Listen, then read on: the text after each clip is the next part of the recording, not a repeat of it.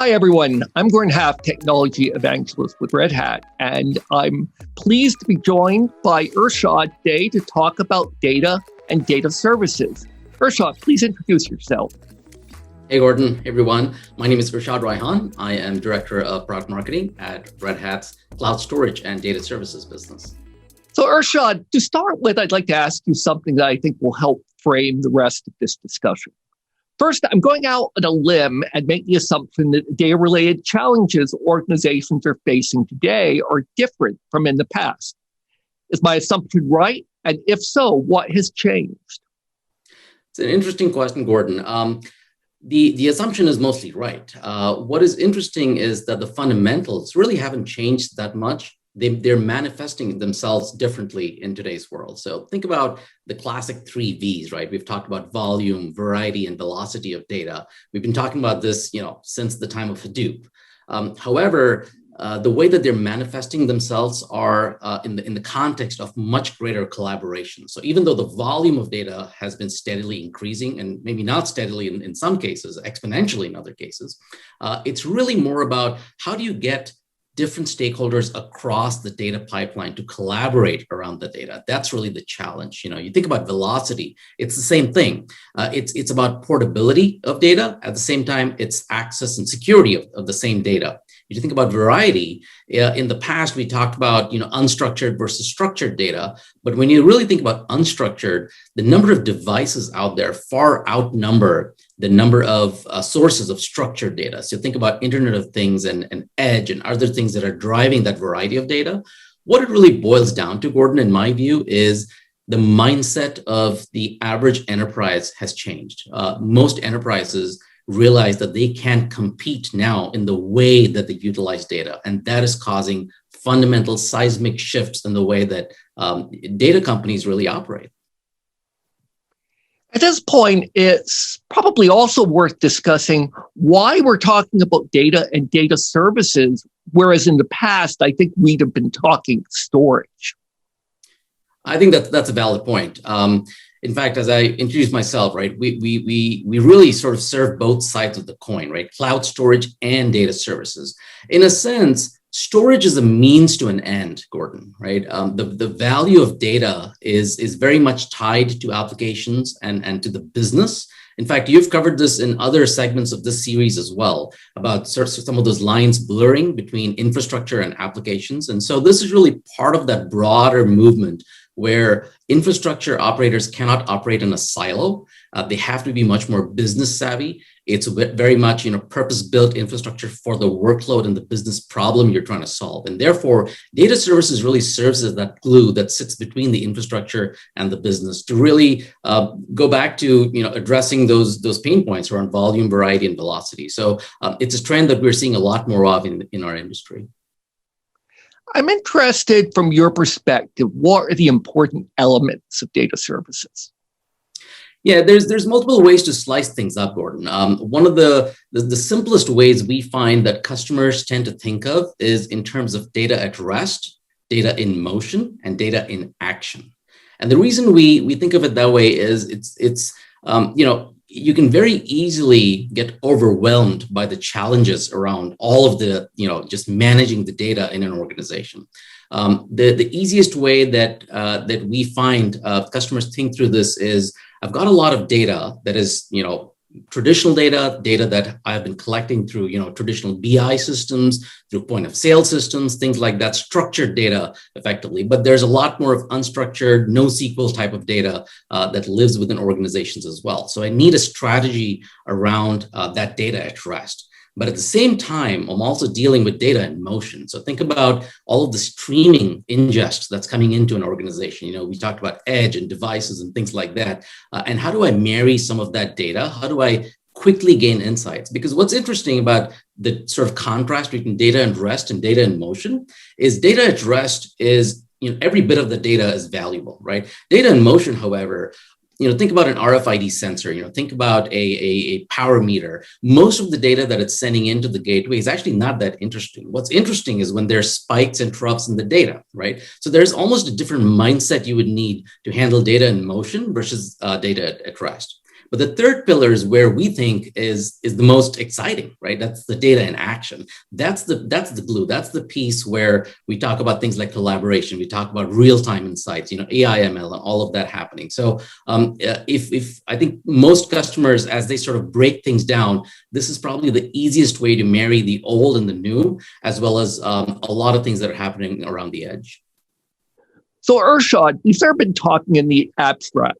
To make this a bit more tangible for our audience, could you take us through how data services might play into, say, a machine learning AI workload, maybe even one that's distributed in some manner?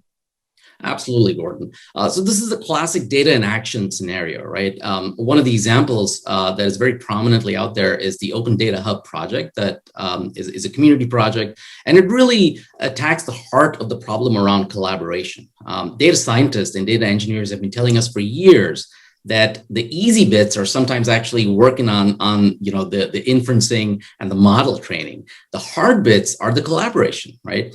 Take COVID as an example. One of the reasons we were able to roll out the vaccine just across the world is the research that went into the collaboration, being able to quickly share those insights between the medical and the research industries and be able to take that to production. We're seeing that happen in a number of different scenarios. So for instance, the Mass Open Cloud is another platform where we've been able to work with a number of hospital networks to be able to really share those insights across departments. There's a lot of literature out there, but I'll point you to an interesting demo where we looked at how AI/ML can actively scour, hundreds of thousands of X-rays and be able to pinpoint possible risks for respiratory infections much faster and at a much greater scale than any human could. So those are examples of how we can certainly address some of that scale, but also the real-time insight sharing, right? How many times have we dealt with, not just in the healthcare industry, but across retail, financial services, where being able to offer real-time insights is infinitely valuable in making those real-time decisions, whether it's pricing around commodities, whether it's making decisions around logistics for manufacturing, whether it's healthcare decisions as well. And finally, it's also playing itself out in terms of how this infrastructure is consumed. What we're finding out, Gordon, is there's more and more of an affinity for a managed service model to consume these insights without actually getting bogged down into the infrastructure logistics itself. So what we find is that most healthcare providers tell us that, look, we want to be able to manage the data, and that's really where we excel in being able to take those insights in. Can you help us consume that infrastructure in a way that is much more, pay as you go, and in a way that is aligned to our OpEx model? And so the managed services model lends itself really well to that. When you combine that with projects like the Open Data Hub, you really have a powerful solution that is applicable, really, frankly, across any industry. So this also seems like a really good example of the intersection of apps, the intersection of services with data that you mentioned earlier. Yes, absolutely. So this is, again, a broader trend that we're seeing in terms of infrastructure and really the IT teams becoming much more business savvy and much more aware of the workload rather than providing a general purpose platform.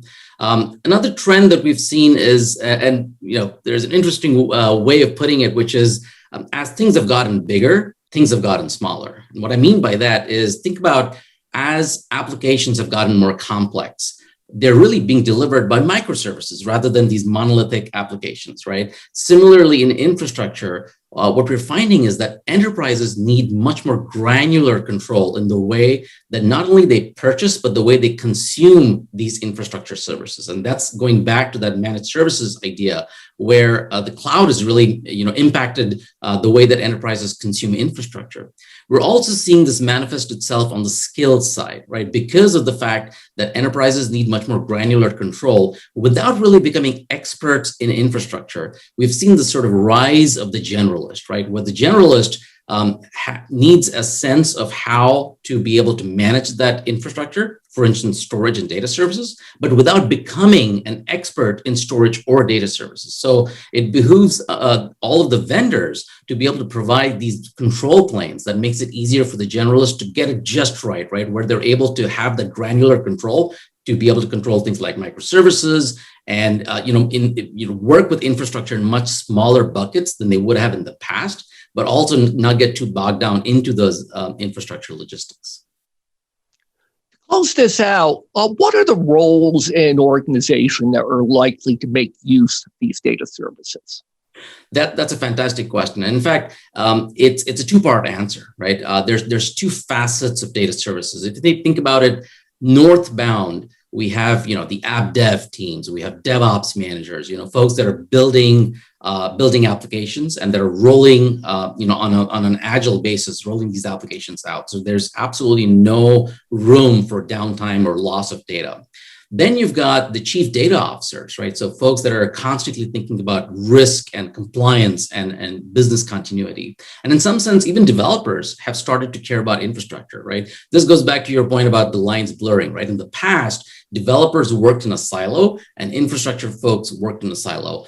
That's not the case anymore. Developers are much more aware of some of the infrastructure decisions that will drive really innovation for their applications. At the same time, infrastructure admins are much more aware of how the infrastructure is being used. So that's the northbound. On the southbound, how that sort of risk and innovation manifests itself is in terms of resilience and portability. So think about your infrastructure architects, your cloud architects, even your storage admins, right? They're the ones that are really enabling all of this infrastructure to be available, but also to be available in a cloud native context, right? So containers, how does that impact how infrastructure is delivered, right? How does the cloud impact how infrastructure is managed and also build? So there's really two facets of data services. And what's interesting is there's very few companies out there that are able to offer something for both sides of the coin, right? Mostly companies either operate in the app space or the infrastructure space. So